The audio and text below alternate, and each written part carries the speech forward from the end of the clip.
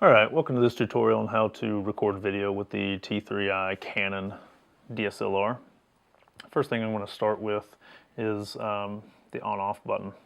So obviously up here you see a little switch, so you'll just turn the camera on and off that way. With obviously this camera running off a battery, it should be set to shutting off after a certain time of not being used. So you may have to turn it off and back on again to wake up the camera, or this camera also, I believe, will get woke up if you press on the shutter button slightly to wake it up as well. But again, so we'll turn the camera on, and over on the side, I want to talk real briefly about memory cards. This camera is very, very particular when it comes to memory cards. Memory cards are not, I say are not all made the same. So they may look the same, but they're not all the same. And so if I look at the memory card that's in here, this is a class 10 memory card. You probably can't see that, it's pretty small, but it says there's a little T10 in there with a C around it. So that means it's a class 10. Class 10 is the fastest that you can buy. Now, even though this is a class 10, this is kind of, some of these are generic. This is a Transcend. We've had some issues with these. We have some different varieties. You know, there's different people that make, different companies that make these memory cards, and some are better than others. And so this particular one works sometimes, won't work other times. Sometimes you'll press the record button and a few seconds later it'll stop recording. Or a few minutes later it'll stop recording because the card just can't keep up with what the camera's trying to send it. You definitely don't want to get anything lower than a class 10 like this one. I don't know if you can see that, but that's a class 4. So again, that would be great for this camera for taking photos, but not for taking video. So again, make sure you find a class 10 video, you know, which is really used for video. So we'll put that in there. Make sure you get that shut all the way. And that'll turn the camera. That will actually turn the camera off when you open that door. So again, so we got the camera on. Should be able to see the screen now. I'm going to go ahead and hit menu. There's one thing that we want to check, and over here, I'm just going to go down over here on this where it says where the set is, and scroll down. There's one thing I want to check, and I can't always remember where it's at because I don't have to look for it that. But up here, the second one over, there's one that says movie record size. So you want to make sure that that's is set correctly. And right now this one's not. So I want to hit set, and I want to go over. I want to get this one set over here to where it says 1920 by 30, which is frames. How many photos it's going to take per second? Because that's all that video is just a bunch of video frames per second that's going by so quickly that you can't notice it. So I'm going to rotate this dial, looks like, to change that right there, and then press set. And now you can clearly see it says 1920 by 1080 by 30 frames a second. So that's good. Right now, sound recording in manual. Again, that's done in a different video. We'll talk about sound and how to hook a a lapel or an external microphone up to this. Grid I like to turn on, that way it keeps the the rule of thirds bars on there to help your composition. So the other thing that we can check is, if I remember where it's at, right here, the first one where it says movie exposure. You want to make sure that's on manual. That means you, the operator, will be able to manually operate the exposure or the brightness. Remember, I'm going to refer to brightness as exposure. So when I say checking exposure, that means checking how bright the shot is. So make sure that's on manual. So if not, we don't want it to be on auto. So want it on manual. Okay, so that's first couple things that you want to do and check. You don't have to do them in any particular order. So now I'm going to get back out to the main, kind of halfway pressed down on the shutter button. Bring me back out. Now you can see it says 1920, 30 frames a second. And so from here, the next thing I'm going to check is to make sure this is indeed in video mode. So back up here, we want to rotate this. You'll see this little white line, hopefully. You see a little video camera. So you want to rotate that until it gets onto the video camera right there. So that changes this DSLR into a video camera then. All right, so next thing that I want to go over is shutter speed. On this particular camera, we want to make sure, so what I'm going to do is I'm going to go down here. I'm going to press halfway down. Again, when I say press halfway down on the shutter, I'm talking about this. I don't want to push all the way down because it'll take a photo. Even though I'm in video mode, it will take a photo if I press this photo button right here, okay? So the shutter release button. So I just press halfway down on it, and that kind of wakes the camera up and tells it, hey, I'm about ready to record. So press that about halfway down. And what I want to check is looking down here in the bottom, I want to look at this number, and it says 60. To change that, I simply go up here, and I can rotate this dial right here, and you'll see it changing that number. Now, it's probably too small on the screen maybe for you to see that, but hopefully, I don't know how much glare there is on there, but hopefully there's not too much. But here's the thing, here's the rule of thumb. On any DSLR camera, when you're using it for video, you always take this frame rate, which on this camera is 30, and we double that number. So this should be 60. So who says, we're applying our math in our video class here. So this is 30, so I double this, and this stays at 60. Now this actually is, if I was to look in and see my shot, that would actually be changing my shot. Now I got my viewfinder or my lens cap on now, so you really can't, you couldn't see it there. But again, that is set to 60 right now, and that's what we want.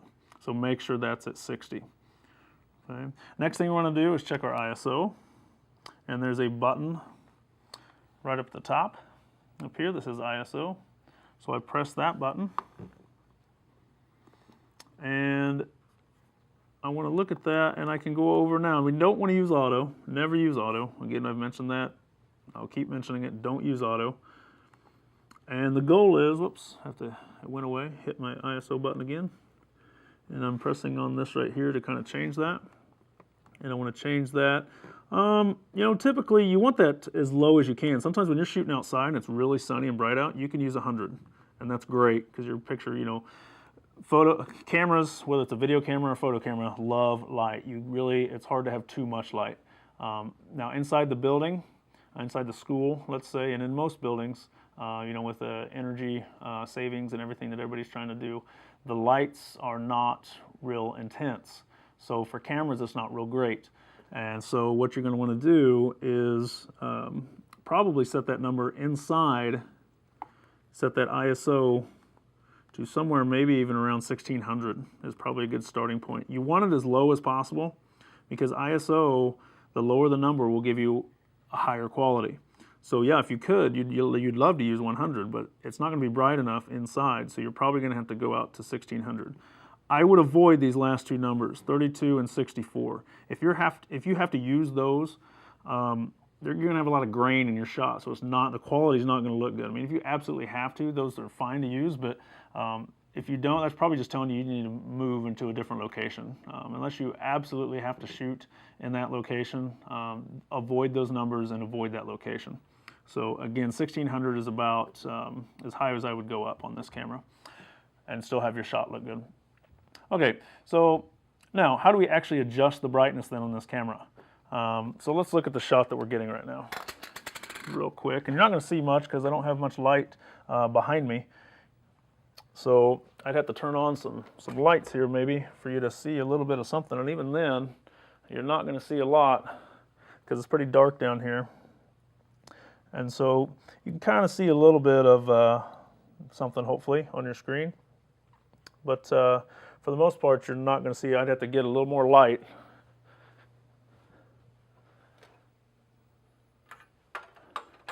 Turn on a light here and kind of put it off into the back, and then you can start to see a little bit better maybe what's on that screen. So again, you can kind of make out my chair here, my hand obviously. You can see definitely our white balance is off. My hand looks awful orange, so that's one thing definitely we'll have to change. But so to change that, let's look at white balance for a second. So for white balance, we're going to go over here to where this little button is right here. It says white balance right here. This little button right here that says Q, has a Q on it. We want to hit that. And then I want to go over until I find one that makes the colors look correct, or true, what we call true. Now we can do a manual white balance. It's a little trickier. So for now, all I'm going to do is I'm going to look, and of course it's showing me presets. This is if we were outside, this would be good for outside. It's showing a little sun icon. This is for outside if you're in the shade. This is for outside when it's cloudy out. This is for inside if you have incandescent, you know, the old style light bulbs. That would look good. Obviously, if you're probably in the school, for the most part, 90%, you know, if you're out inside, it's in our school, it's fluorescent. So you're probably going to use this preset right here. So I'm just going to leave it at that. I don't know how well that looks. I have some, most of mine are closer to fluorescent type lights down here where I'm at. So that should look pretty decent. So that takes care of our white balance. Again, that was this Q button that's right here. And the next thing then that we're going to cover is how to actually change the brightness of the shot. If I press halfway down on this, you can hopefully see this little light meter that's down here at the bottom. It says -3, then it goes 2, 1, and then there's a little kind of what's called carrots right in the middle. That would be 0, and then 1, 2, 3. Those are positive numbers. That's a light meter. The camera's looking out here, and it's telling you with this light meter that most of the shot is a little underexposed. When I halfway press down, see this little rectangular symbol, it says -2, so that it's telling you that this needs to be adjusted. So to adjust that, here's where we adjust it. We press this little AV, excuse me, button, and while we're holding that, we change. So you want to keep depressing this AV button, hold it the whole time, and then rotate this little dial right here on the camera, and you'll notice then that I can change this value, which is our aperture, and that's controlling our brightness. Okay. Now, how do I know where to set it? Well, I simply stop. I'm looking at my subject. In this case, I don't have a person in the shot, but if I did, I'd be looking at their face, you know, looking around the eyes and making sure that you know, we don't have those dark circles and things caused by overhead lighting.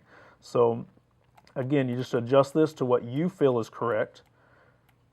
You know, just because the camera says it's right doesn't mean it is. The camera doesn't know what you want exposed well. So it might be that the background's really bright, but your subject, your person that you're interviewing or recording looks really good. So again, that's kind of the ins and outs of exposing on this camera. So again, in my ISO somehow got changed. I'm going to go and change it back. 1600, and you can see my shot got really dark because anytime you take that down, your shot's going to get dark. So I press my AV button and I rotate that so that I can get a little brighter shot.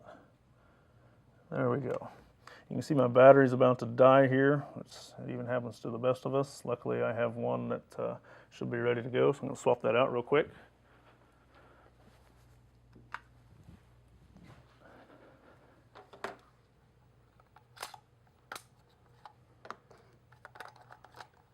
And the last thing I'm going to talk about is how to focus. Okay, now this is going to be a little bit difficult just because I don't have a lot of lights, so I'm actually going to do what I told you not to and change my ISO to 6400, and I'm going to make this as bright as I possibly can so that you guys can start to see something. Okay, so let's say my focal point is this Jayhawk in the background, and so let's where went the lens cap? So let's say that's what I want to focus on. So this little ring right here in the front, obviously this is your zoom, this is your focus. So that's going to allow me to take that in and out of focus.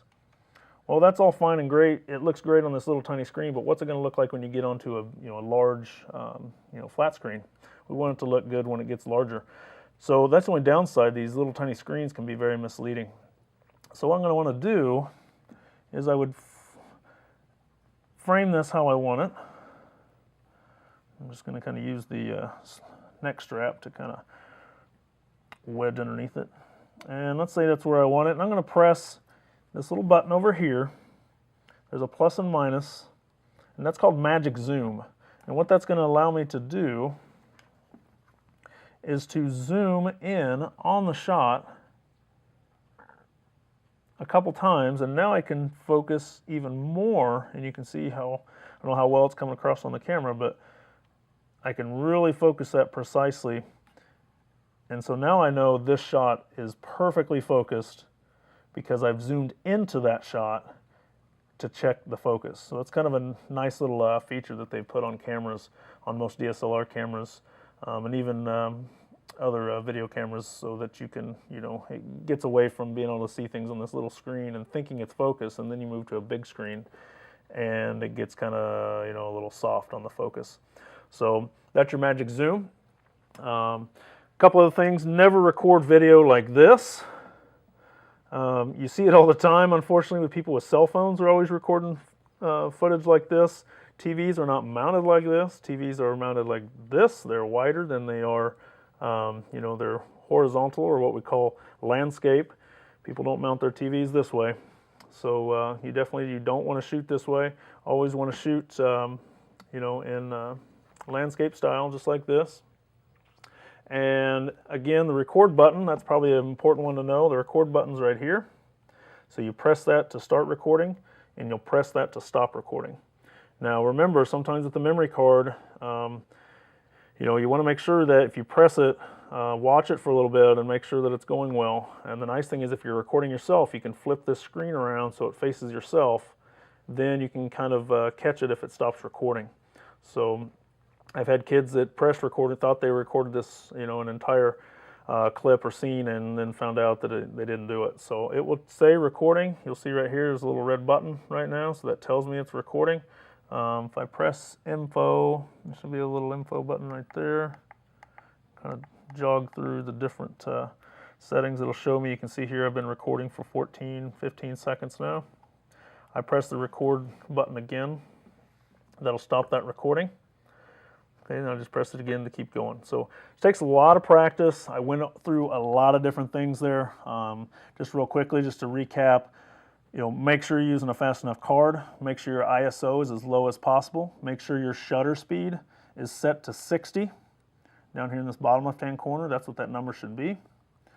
Okay, and you change that just by changing this dial. When you want to change your exposure, always press the AV button and hold it while you're moving this dial. That will change your exposure. And then focus, remember your magic focus buttons will zoom in. You can focus that way. Anytime you move or your subject moves, you will need to refocus. So it's not like you just focus once and then you never focus again. And then white balance, make sure you check your white balance, make sure your colors look good. Now we can change that. If you mess up and your colors don't look good, we can fix that when we edit it. But it's always nice to have it looking correct when you shoot it, instead of having to deal with it, because it's a lot easier actually to deal with it when you're shooting than it is after, if we have to fix it when we edit. So again, those are the major points. So do a lot of practice. That's what it takes. Shoot a little bit, come back, throw it up on the monitor, see what it looks like. Just get a lot of practice in, and before long you'll be shooting really well. Good luck.